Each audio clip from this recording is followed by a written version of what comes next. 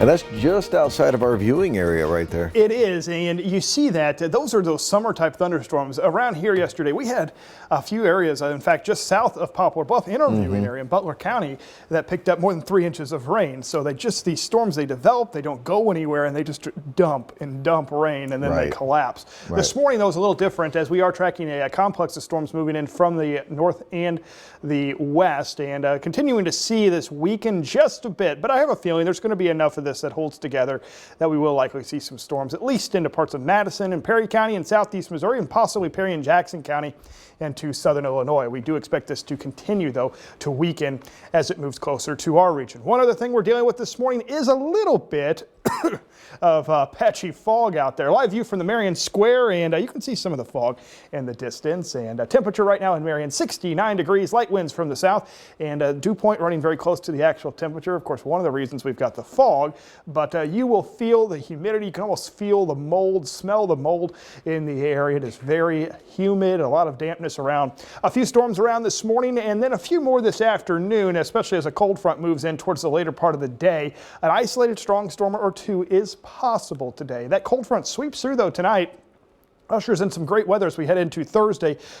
One of the pick days of the week for sure. Sunny skies, humidity starts to drop. It's brief as we look ahead to Friday. Another chance for a little wet weather makes its return back into our forecast. But all these storms just to our west and northwest this morning being fueled by this area of low pressure tracking through parts of northern Missouri. A stalled front sitting very close to us as well. Again, a cold front will work its way in later on this afternoon. This model is running a little behind. We think, of course, the storms will likely be in here just a little earlier than this. Went ahead and stopped it at 9 a.m.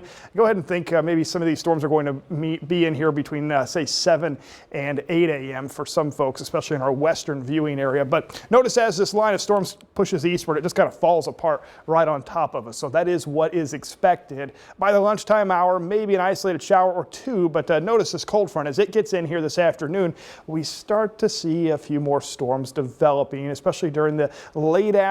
They may stick around through the early part of the evening hours, but then things start to wrap up quickly, and overnight tonight clearing out and temperatures dropping, humidity dropping, winds turning out of the northwest. Tomorrow morning we'll likely wake up with a few folks into the upper 50s, and then tomorrow afternoon again a pretty nice day. Quite a bit of sunshine, high pressure builds in, light winds from the northwest, high temperatures running about 80 degrees. Now, as far as the cold front goes later on this afternoon, Storm Prediction Center today putting us in a level 2.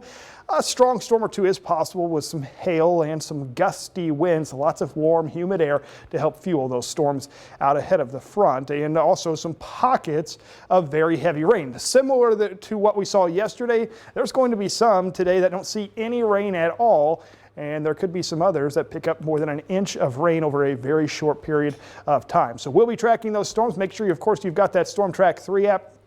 Scattered storms today. Rain chance goes down on Thursday. Thursday, a great day. Friday brings another chance for a few scattered showers and storms. And then the weekend, rain moves out. Looking pretty nice this weekend. Saturday should be the best day to be outside. About 80 degrees. Starting to warm back up just a bit on a Sunday. Upper 80s. That's not too bad for this time of year. But then we get into the early part of next week. Scattered storms possible Monday. Temperatures in the low 90s.